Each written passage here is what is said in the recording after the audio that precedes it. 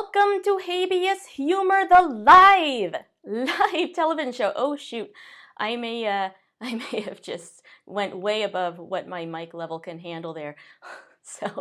But we are in Habevision, you guys. That's right. We now record not with just a mic, but a video camera. As I speak, this show is live streaming for Patreon subscribers, and tomorrow all the rest of the world will be able to watch on YouTube.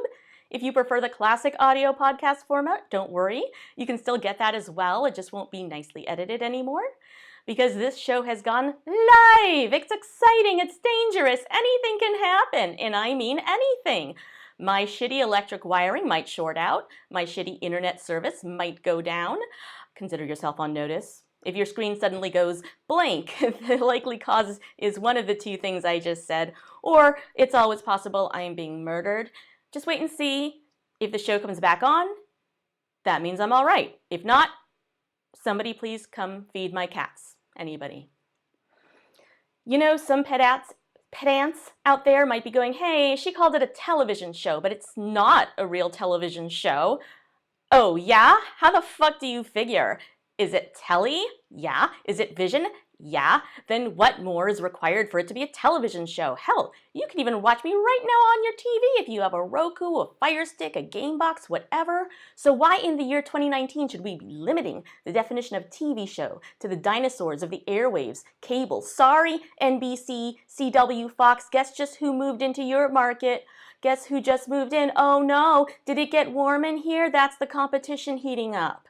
So be sure to check the show notes for the links to all of our platforms: YouTube, Patreon, Libsyn, iTunes, Stitcher, Google Play, Facebook, Twitter, Reddit, under your damn bed. I'm everywhere.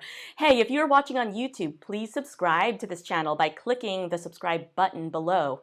I'll let you in on a filthy secret. YouTubers need to have a certain number of subscribers to unlock all the features of the service. And also, I really would like to have more subscribers than Cookie Swirl C, whose videos entirely consist of opening up packages of My Little Ponies. That is literally all. She has 11.8 million subscribers. So do me a favor and help me hold on to the delusion that researching and writing shows is still somewhat worth the trouble. Subscribe to Habeas Humor, otherwise I will have to change this whole show either to unboxing or right-wing propaganda. Those are the two things that make it big on YouTube. Are you subscribed yet? Great! Let's get to some legal news. Giving our views on the legal news.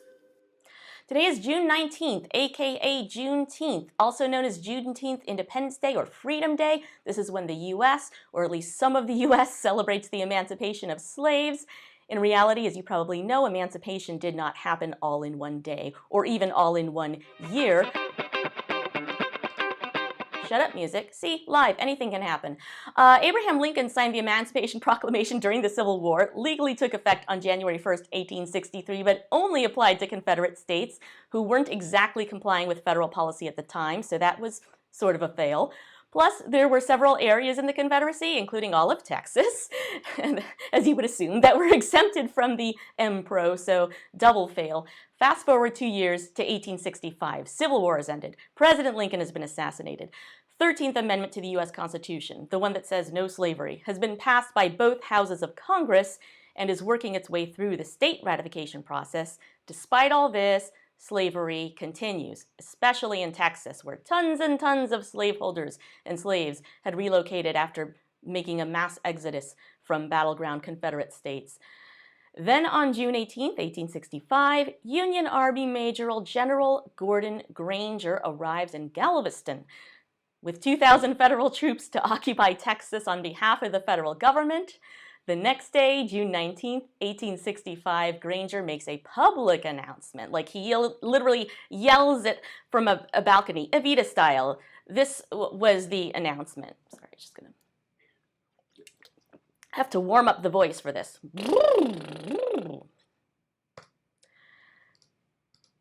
The people of Texas are informed that in accordance with a proclamation from the executive of the United States, all slaves are free. This involves an absolute equality of personal rights and rights of property between former masters and slaves, and the connection heretofore existing between them becomes that between employer and hired labor. The freedmen are advised to remain quietly at their present homes and work for wages. They are informed that they will not be allowed to collect at military posts, and that they will not be supported in idleness either there or elsewhere. End of announcement. Absolute equality of personal rights, more or less. Except we tell you where you'll work, we tell you where you'll live, how loud you can be, where you cannot congregate, and no idleness. Did it occur to anyone in the government that people who just got freed from slavery could use, at the very least, a week off? A short vacation after 200 plus years of slavery before starting their new lives as a brutally oppressed worker class? It did not occur to the government, and there was no vacation. In fact, for the most part, there was still slavery. In 1865, there were about 250,000 slaves in Texas. It was a long time before all of them heard about the June 19th proclamation. There was no Twitter. So not everything was worse. Back then, when executive orders came out, you had to read about it in the news. And I'm guessing that about 5 people in all of Texas could read at the time. The federal government did not disseminate the proclamation beyond yelling it from the balcony, and they did not go around Texas enforcing the order to end slavery. Most of the slave owners eventually freed their slaves. Oftentimes, they waited until after the autumn harvest. In one case, it was 6 years later. The white supremacist population took it upon themselves to try and make the black population wish they had never been freed. They discriminated, terrorized people, murdered people, so in that sense, it's just like now. When the anniversary of June 19th came around, freed slaves would celebrate it, and over time it stuck as the primary date to celebrate emancipation.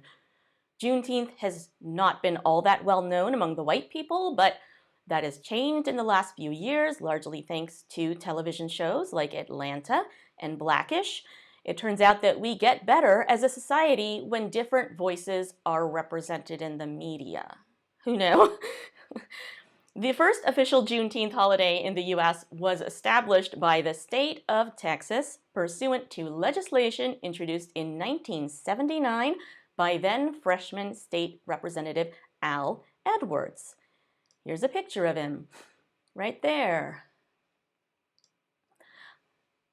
So Representative Edwards served until 2011. So his political career spanned over 30 years. The majority of the United States have followed the trend that Edwards and Texas started, and they have officially enacted their own Juneteenth official state holidays. Just today, the government of Pennsylvania, the state I live in, made it official that every June 19th is to be observed statewide as Juneteenth, National Freedom Day. Big thanks to the state legislators that have been working for years to get that done. Back in 2011, State House members Susan Helm, Ronald Waters, and several others introduced House Bill 2190, an act providing for the annual designation and holiday observance of the third Saturday in June as Juneteenth, National Freedom Day in this Commonwealth. But it never got passed. It was referred to the House Committee on State Government, which never voted on it.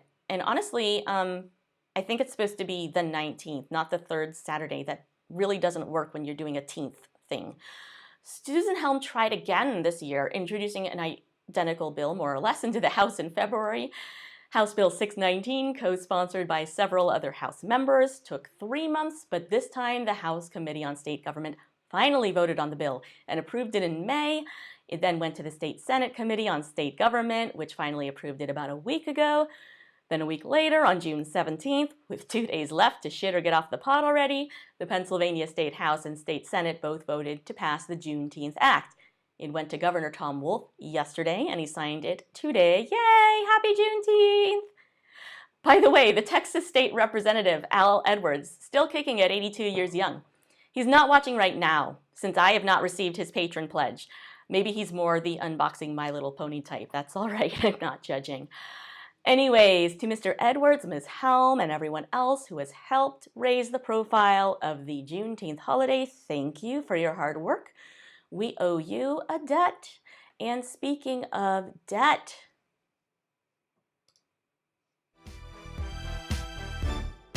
Loan shark doo doo doo doo doo, loan shark doo doo doo doo doo, loan shark doo doo doo doo doo, loan shark. When you owe money, no pay money, telling me that you are so sorry. Are you trying to be funny with loan shark? Predatory lending, it's as old as civilization. And the classic flavor of predatory lending practice is loan sharking, lending money at a super high interest rate that normally would not be legal, except banks get an exception when they issue credit cards with annual percentage rates of 20 to 30%. They essentially get to operate as legal loan sharks. Why? Money in politics. Look it up. In 2016, American credit card companies made $163 billion in gross income. That's $63.4 billion of interest payments, $26.6 billion of cash advance fees, $12.5 billion of annual fees, $12 billion of late payment fees, $42.4 billion of merchant fees, and $6.3 billion from enhancement income. Those are extra services that can come with your card or are available through it, such as insurance products. To illustrate the amount of special privilege that credit card companies are able to get through their lobbying, let's compare merchant fees in the US and Europe. Merchant fees are also known as interchange fees. So whenever you use your credit card to pay for something, the merchant has to hand over a cut to the credit card company. In the US, it amounts to between 1% and 3%. However, in Europe, Visa and MasterCard interchange fees are capped at just 0.3%. But what about all the consumers that don't pay their credit card bills? Aren't the banks justified in charging so much interest and fees on account of all the risk they bear? Won't someone think of the banks, the poor banks? Well, it turns out the credit card companies charged off just $28.3 billion in 2016. That's about the same amount that was brought in from the cash advance fees alone. In other words, consumer defaults put only a small dent in the bank's profits. This figure also indicates that the vast majority of credit card holders do pay their bills, some with a ton of cumulative interest over time. So it is rather outrageous, in fact, I would call it offensive, that these companies jack up their APRs well into the double digits for any borrower considered the slightest bit risky. After expenses, and huge credit card companies like Chase Bank make yearly profits in the billions, and they write off those defaults, Protecting consumers from financial institutions and their unmitigated greed is not something the US does particularly well. Remember the savings and loan scandals of the 1980s, the too big to fail bank collapse crisis from about 10 years ago, which was followed by a wave of illegal mortgage foreclosures and property seizures, aka the Foreclosure Gate scandal of 2010. Then more recently, there was the Wells Fargo fake accounts scandal, and you could do more research and find tons more things the banks have done really shady or even illegal. The people who get it the worst are the people at the bottom of the social pyramid, the poor, people who don't bring in much income, so they have to look for low payment options, even if that means obscene interest payments and fees. They often don't have great established credit history or high ratings to give them more choices and more bargaining power with lenders. They tend to be undereducated thanks to our shitty US education system, which has gotten even shittier since Donald Trump and Betsy DeVos took charge of it. Low income also means higher occurrences of falling behind on payments, which means incurring late fee after late fee, making the debt even larger. And being late with payments is something that tends to make your interest rates go even higher. These are mostly the people whose homes went into foreclosure during the financial crisis. And then they fell victim to the foreclosure fraud I mentioned a moment ago, the robo-signers and all that. We were just talking about Juneteenth and the emancipation of Black slaves in America. I mentioned how such people became immediately oppressed in other ways. Think about it. You're out there trying to start a life at square one. You have no money, no property, and no education, and most of the country hates you because of the color of your skin. You are already up Schitt's Creek without a paddle, and you are supposed to somehow make your way in the world. Many people like to point to prominent figures like Frederick Douglass and Booker T. Washington and be all like, see, they pulled themselves up by their bootstraps, so none of you all have any right to complain. But what happened to the majority of freed slaves? They suffered financial oppression, social oppression, and got stuck in a multi-generational cycle of poverty That is what happens to most people in that kind of situation. It doesn't matter who you are, what color you are, or what country you're from. The overwhelming odds are that if you start out poor, you will finish poor. People like Donald Trump, who were born rich and have had silver spoon in their mouth their whole lives, they simply don't understand that.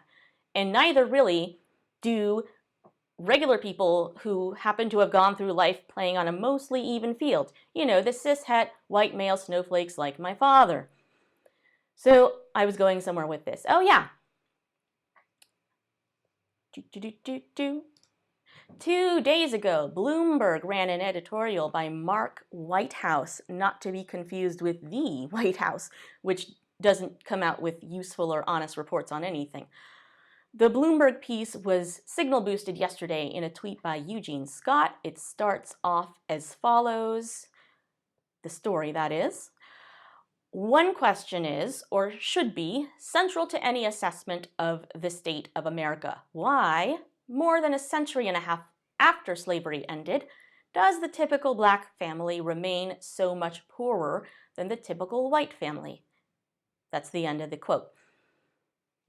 The article then makes the case that the answer, in large part, according to Whitehouse and a new study he cites, is that generation after generation, the U.S. system of real estate finance has enriched white people at the expense of black people. I'm shocked. Are you shocked? You may have heard of redlining before. That was government policy that made real estate in primarily black neighborhoods ineligible for federally subsidized loans until the late 1960s. That alone cost black families in America somewhere between $3 and $4 billion collectively in today's money. Why? Because they got overcharged for housing. They would often enter into these so-called contract for deed arrangements. Since it was so difficult for black people to get loans, other people bought up the houses. And then they would turn around and do this contract for deed thing, which is basically a rent-to-own agreement from hell. You, the supposed buyer, will make payments, but you will not hold the title to the property. You'll have to maintain and improve the house yourself, and you'll pay for years and years at a huge interest rate, and then one day you will finally get the deed, maybe. This was widespread during the 1950s and 1960s. Then came the 1970s and the FHA HUD scandal, in which real estate speculators would find near worthless properties. They would bribe FHA appraisers to say they are worth 4 times as much money as they really are. Then the buyer would take out an FHA-insured mortgage on the inflated amount. They would resell the building to an unwitting buyer who will then get their own FHA mortgage for the same inflated amount, since that's supposedly what the house is worth. The buyer would even get a huge break on the down payment under a federal program that existed at the time. So the shady seller would be all like, hey, this house can be yours for just $200 down. And the seller would downplay the hell out of the fact that the price of the house was actually 100 times that. And the buyer was going to be getting in way over their head and would probably end up getting foreclosed on. But mortgage companies make a killing anyway because the loans were 100% federally insured, so they got all their money back. Plus, they charge these exorbitant origination fees on FHA loans. You'll hear financial companies say a lot that it's more costly to lend to poorer people. Therefore, it's okay to charge more. That is often false. So that is the track record of banks and lenders. It is not good, and the predatory practices have not really gone away. They just grow ever more sophisticated. This is a credit card, new credit card, just came in the mail. Let's look at this. When we get a new credit card in the mail, if you're like most people, you open up the envelope, you take out the card, you look at all the rest of this shit and decide you'd rather stick a fork in your eye than read it, and you throw it in the garbage. Part of what you just threw out there was your borrower agreement. It contains all the rules of using your credit card account. Well, I mean, why go through it with a fine-tooth comb? It can't say anything too awful, right? The bank has to follow the law, don't they? Yeah. And when banks come up with schemes to screw the public, most of them are careful to work within the parameters of what is technically legal. But they also put a lot of money and effort into getting the law to favor them and disfavor consumers. and should some pesky consumer protection measure make it into the books, the banks can come up with super creative workarounds. For example, one of the most ubiquitous sections of any modern consumer contract, be it for a bank account, a credit card, even cell phone, cable service, you name it, is the arbitration agreement. The company will require that if you use their product or service, you must waive the right to sue them in court over any dispute that may arise. If they overcharge you or wrong you in some way, your only recourse is alternative dispute resolution, i.e. binding arbitration. It's not the complete end of the world, but the arbitration system tends to work more favorably for the bank or whatever big merchant you are taking on. For one thing, the arbitration company you go to will have the company, the actual arbitrator, like the AAA or whatever forum, they've got that big merchant and their binding arbitration clause to thank for all the business coming in. So if the arbitration company wants to keep that flow of business, they probably should not make judgments that upset the big guys too much. Comcast did this. They put arbitration clauses into their cable contracts. Then they defrauded customers who were powerless to take them to court.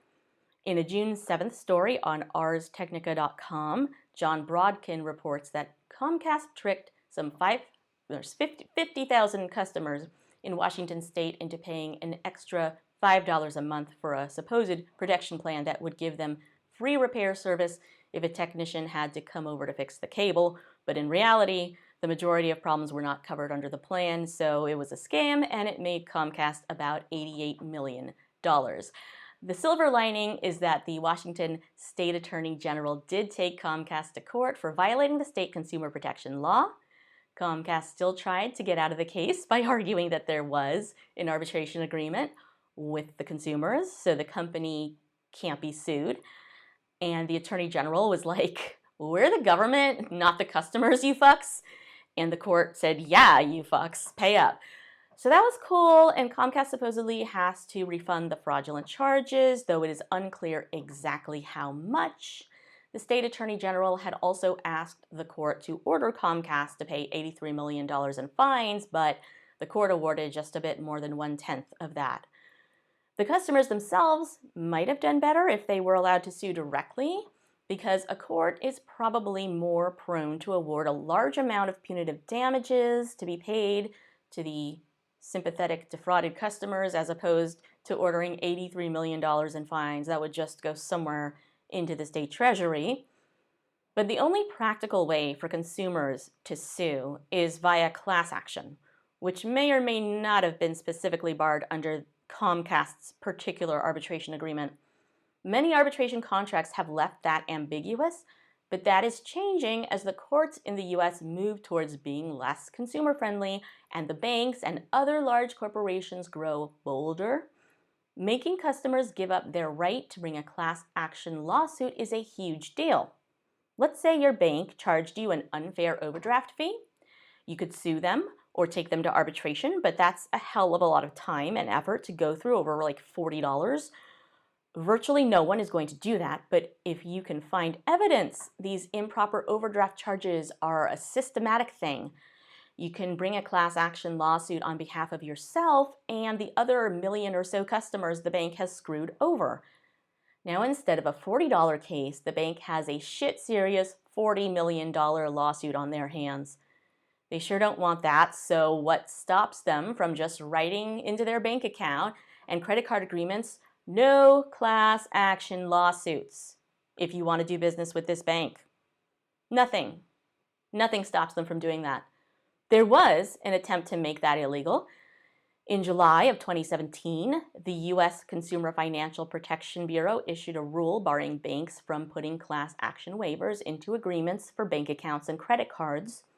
You may have heard of the CFPB, maybe from past episodes of this show. It was originally conceived of by Elizabeth Warren, who has actively worked to protect consumers in the financial markets. The name of the Bureau reflects that goal, hence the name Consumer Financial Protection Bureau. The CFPB became an official executive agency as part of the Dodd-Frank financial reform legislation. The job of the Bureau is to oversee financial institutions and ensure that all consumers have access to markets for consumer financial products and services that are fair, transparent, and competitive. They implement the federal consumer financial laws enacted by Congress, and that often involves making regulations. For example, last month, the Bureau proposed regulations that would support the purpose of the U.S. Fair Debt Collection Practices Act. That is the law that prohibits collection companies from doing stuff like stealing your car or breaking your legs in order to get you to pay your credit card and medical bills. It's good to know that the CFPB is not officially dead yet, though it may be unofficially quite impotent, seeing that it is an executive agency within the Trump administration. Then again, Donald Trump is one of the biggest debt renegers of all time, so it could be he likes the Bureau. It keeps the debt collectors from calling my phone at 3 a.m. when I'm trying to write my Twitters. The proposed regulations would, among other things, limit collection calls to 7 per week and prohibit debt collectors from suing customers or threatening to sue for debts that are uncollectible due to the running of the statute of limitations period. Unfortunately, we are a long way from seeing those regulations enacted, and the people in charge don't give me a lot of confidence. Since Congress gave the Bureau its power, Congress can also take away the Bureau's power. Plus, as an executive agency, the Bureau is run by Donald Trump and whomever Trump appoints. The first appointee to run the CFPB, or the first long-term appointee anyway, was Mick Mulvaney, a Republican congressman from South Carolina. He was a founder of the House Freedom Caucus, which is a club for all the very worst members of Congress, the ones who want so badly for you to not have health care, particularly if you're a woman, that they have no qualms about shutting down the government however many times they need to in order to get the ACA repealed and get Planned Parenthood defunded. Mulvaney resigned from Congress in 2017 to take the job running the CFPB, which was yet another fox guarding the henhouse situation in the executive branch.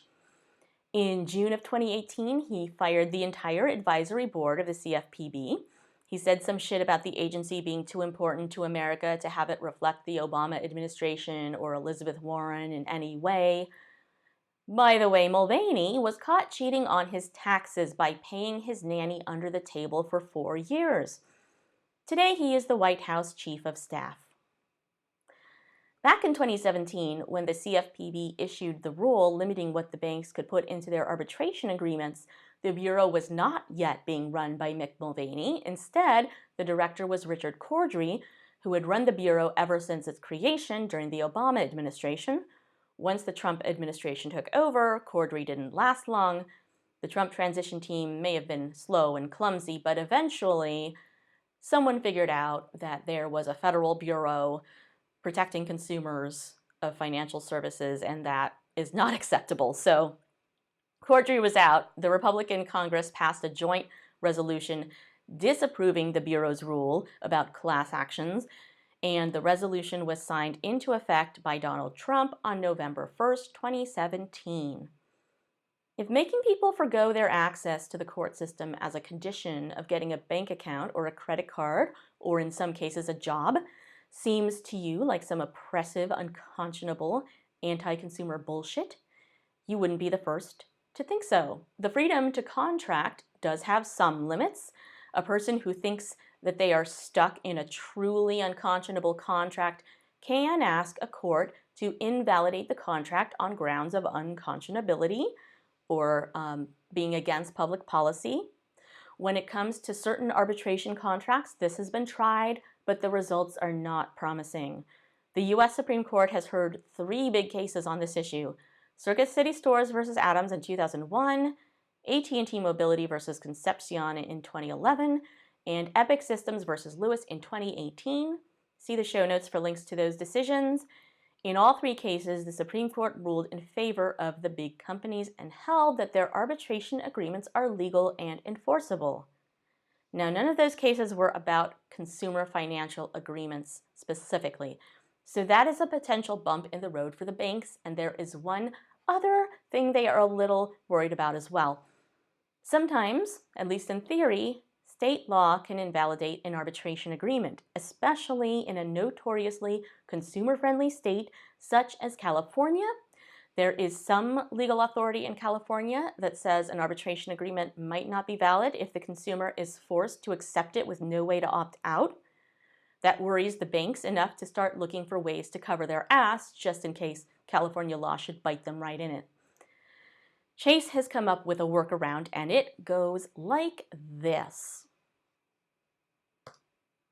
Hey credit warriors, Credit Shifu here, and if you have a Chase credit card or several Chase credit cards, you will probably have received, emails in the last few days for each account telling you about a few changes to the account, okay? So it details, some other changes first, but then it has this clause about something called binding arbitration, okay? Now you might not know what this is, all right? So we're going to explain it in this video and tell you how to opt out of it, and you should probably opt out of it, okay? So we'll go through what it is first. So in the email, you'll see this clause: a binding arbitration provision is added and the Military Lending Act notice is revised accordingly. You can reject the binding arbitration agreement. You must mail your rejection to us by 8/9/2019, so August 9th, 2019. Please see the end of this notice for instructions. Details on the changes to your account effective 8/10/2019, okay? Chase recently sent out an update agreement to its credit card holders, which, you guessed it, takes away the right to sue Chase in court, including in class actions. Now, don't panic, because you can opt out of this agreement. And the reason why you can opt out is so that you cannot later say the bank forced you to agree to those terms. You just need to send Chase an opt-out letter, a paper one, with an envelope and a stamp by August 9th, 2019. And if you just can't even with the envelopes and the stamps, like I know is the case with many of you young people out there, well, then that's on you. At least this time, the thing you can't be bothered to drop in the mail isn't a ballot for a monumentally important election, the results of which affect everyone else in the world, people besides your lazy, apathetic behind. Fuck you if you didn't vote for Hillary Clinton. Anyhow, what do you write in your letter opting out? We'll get to that. First, I'm going to explain why you should opt out. Reason number one, because fuck Chase and their sneaky bullshit. They're trying to get over on you by sending you an email fucking notice that they hope you don't even read. They figure that even if you do read the notice, chances are you'll get bored before you reach the part about opting out. And even if you do read that, you won't send the letter. So send the letter. Send it, if for no other reason than to give them the middle finger and make them have to do the work of processing your mail. Reason number two why you should opt out of the new agreement, because you might need to sue Chase someday, who knows? They might make an error on your bill and refuse to correct it, or I don't know, illegally foreclose on your house. There are all sorts of potential scenarios, so don't lock yourself into their unscrupulous arbitration agreement. Guess what, though? It's not just about you. Reason number three why you should send Chase your opt-out letter right now is to put the brakes on Chase getting an epic-sized get-out-of-class actions lawsuits free pass. Remember how I said a few minutes ago that class actions are the big money cases that really mess with the banks? The fear of having to defend a big class action case is part of what keeps banks such as Chase at least somewhat honest. Every person who does not opt out of the new arbitration agreement makes that free pass bigger. Every person who does opt out makes that free pass smaller. So here is how to do the letter. The instructions are also in Credit Shifu's video, in the article on thinkprogress.org that is linked in the show notes, and in the notice Chase should have sent to you if you are covered under their new rules. You have the right to reject this agreement to arbitrate if you notify us no later than 8/9/2019. You must do so in writing by stating that you reject this agreement to arbitrate and include your name, account number, address, and personal signature. Your notice must be mailed to us at P.O. Box 15298, Wilmington, Delaware 19850-5298. Rejection notices sent to any other address or sent by electronic mail or communicated orally will not be accepted or effective. So they shouted that from the balcony, kind of, but you don't get to. You have to send it in writing. Don't think of it as a chore to mail this letter. Think of it as like retro fun, like steampunking, you know? You can go all out with the packaging, make it out of metal maybe, I don't know. Check the postal rolls first. Speaking of sending things, it's time to celebrate the amazing people who contribute a piece of their hard-earned money to support this show.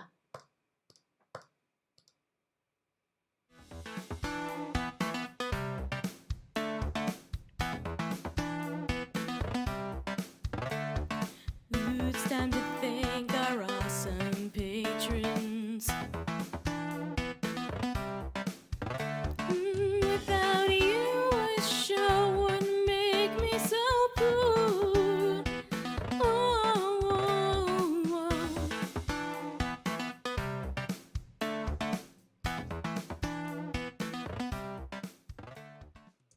This show is made possible by the pledges of generous and wonderful people who contribute $1 a show, and in some cases even more. Just like your favorite street vigilante windshield washers, I work for tips, so if you have $1 or so to toss my way for each one of these shows, visit patreon.com/habehumor. The link is in the notes of the show accompanying this episode. As a patron, you will receive special bonus perks. What perks? Well, those of you watching live are getting one right now. Patrons get to watch me do the show L-I-V-E live on your YouTube. They also get the audio and the video of the show Wednesday night, while the rest of the world has to wait until Thursday.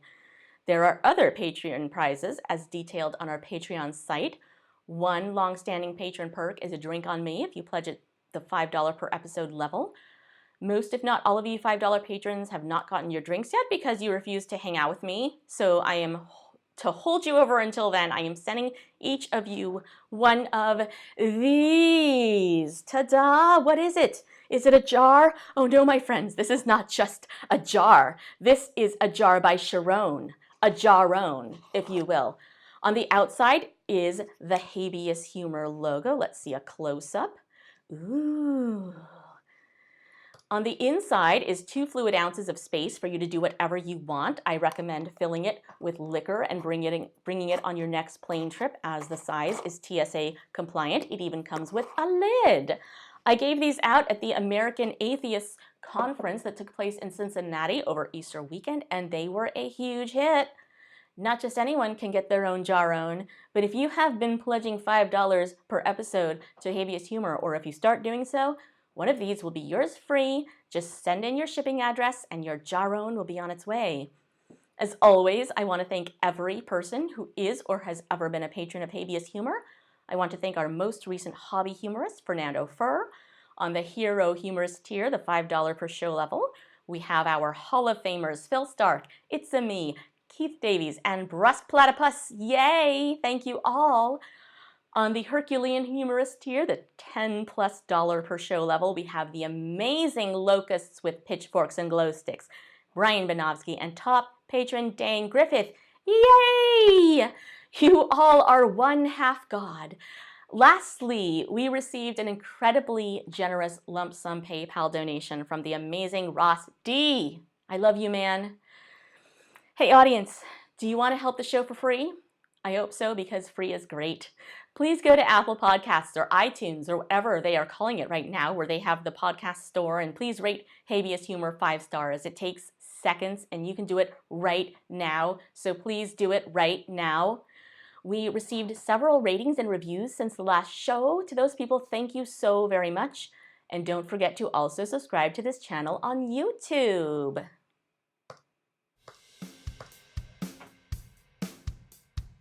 Audience participation, played along at home. Last episode's audience participation question was what drink will we have together at American Atheist Con 2019?